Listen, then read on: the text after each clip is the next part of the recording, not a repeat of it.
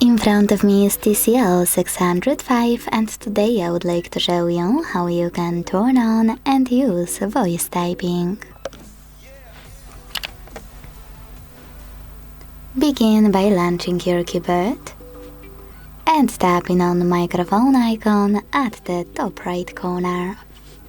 If it's not visible, like in my case, tap on this gear one instead. Select voice typing and activate it thanks to gray switcher. Then go back to your keyboard and tap on no visible microphone. If you never used it before, hit while using the app in the pop-up and start typing.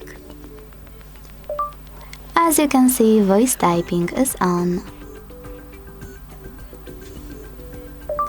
If you want to stop, tap on the same microphone. Thanks so much for watching. If you enjoyed this video, leave a like, comment and subscribe. Bye!